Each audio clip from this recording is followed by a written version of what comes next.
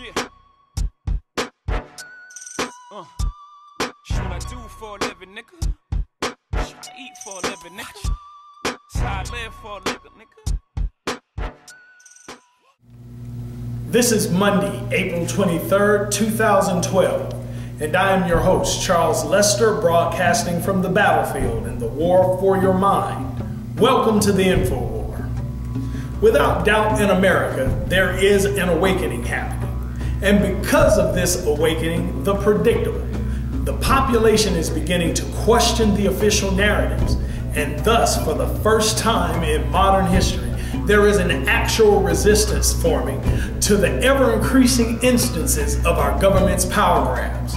How does this government respond? My position is that it responds by the age-old ploy to divide after distraction and ultimately to conquer the populations of the world.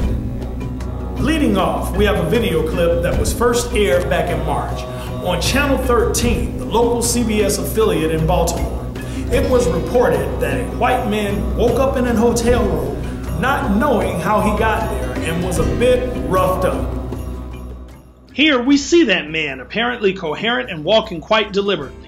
However, contrary to what otherwise is coherent and rational action, he walks into a right cross that he saw coming since the day before. Of course, no such clip would be complete without the scene of savages and the big black woman in skin tights. Indeed, Chuck, there are numerous things about this video that should cause the thinking mind to question. Here's a few off the top of my head. Tarzan awakens and stumbles into a mob of savage Africans. This same mob of savage Africans attacks Tarzan openly in an area where the police are known to congregate. This same flash mob of savage Africans attacking Tarzan films itself committing the crime in an area where police are known to congregate. And lastly, that Tarzan deliberately walks into obvious harm. This next clip from CNN is about Jake England, the man who reportedly admitted to killing 3 people recently in Tulsa, Oklahoma. History here with England. 2 years ago, Carol, his father was killed by an African-American man, and apparently England really never got over that. He wrote about it on his Facebook page. He used a racial slur.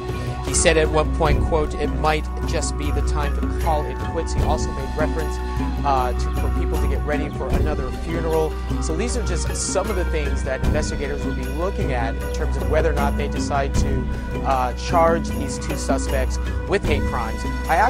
There you have it. Jake England was angry because the system didn't work. MSNBC.com reports, and I quote, "England's father, Carl England, was shot and killed during an argument at an apartment complex 2 years ago. Strange coincidence." Lastly in this segment, the last image is one that most of us have become familiar with. It's a picture of George Zimmerman. However, unlike all other reports that use this image, I will now state openly the obvious. George Zimmerman is not white. Likewise, an additional tidbit of news that's been barely reported is the fact that the man on the left, Jake England, also isn't white. It has been verified that he's Native, or as some people call Native American. There is a definite connection to these incidents as well as scores of other incidents over the years where the mainstream media and touted leaders spin the emotions and tribal instincts that are always just beneath the surface within us all. Will humanity realize the bait? Will we avoid the National Defense Authorization Act ploys? Or will the years of fueled division, miscarriages of justice, race baiting, and endless volumes of undeserved guilt amount into a powder keg with Eric Holder holding the fuse? You decide.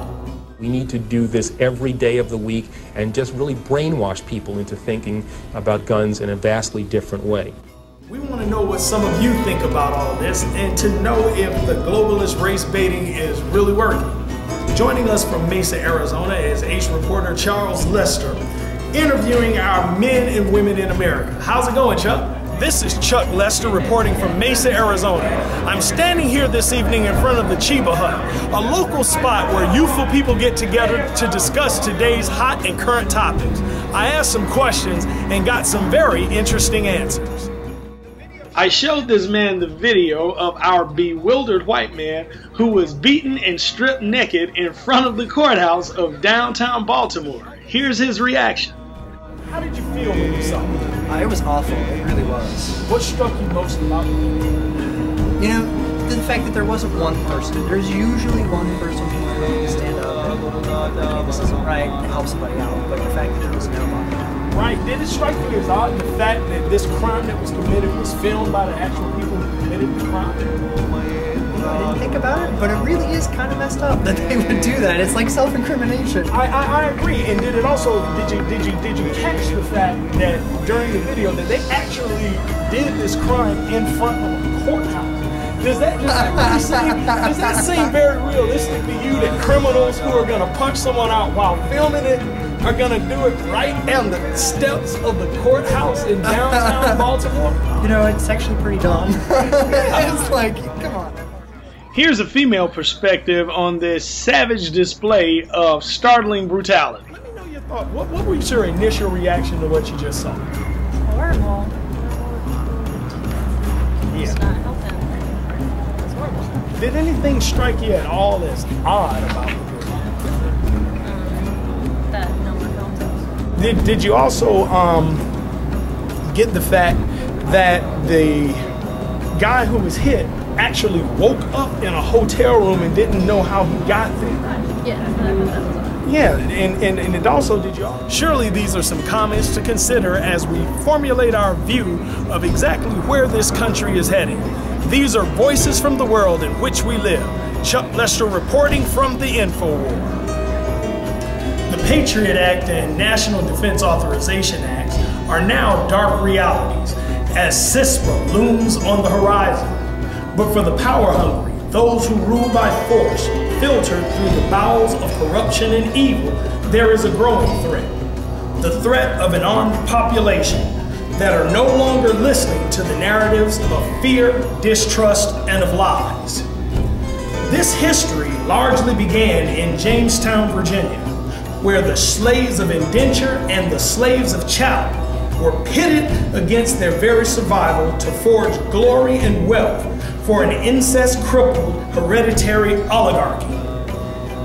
Learning largely from native slaves, the slaves of indenture and the slaves of chattel fashioned the means to survive and later thrive, adapting, while the presiding aristocracy, wallowing in incompetence, could manage little more than bickering over land rights and how to manage the embarrassment of it all.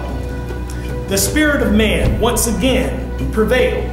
The slaves mastered the land and began to prosper, while the elite began to profit. It was during this time that in order to control an ever-growing slave population in the New World, that the elite established a hierarchy among those in bondage, to pit them against one another, ultimately to control them all. This is a system that has survived and managed to herd a nation of slaves for now over 400 years. The onus of a dramatic conclusion rests squarely on the shoulders of this generation, and remarkably, we're doing pretty damn good. Yet our last and greatest challenge still remains: to resist the tribal and racial stimuli perpetuated by cowering incompetence, determined to recreate the world in their own image.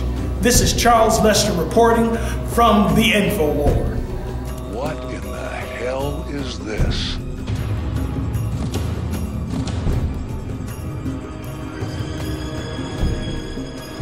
It's hundreds of thousands, plastic, coffin, shoulder. Somebody told a lie one day.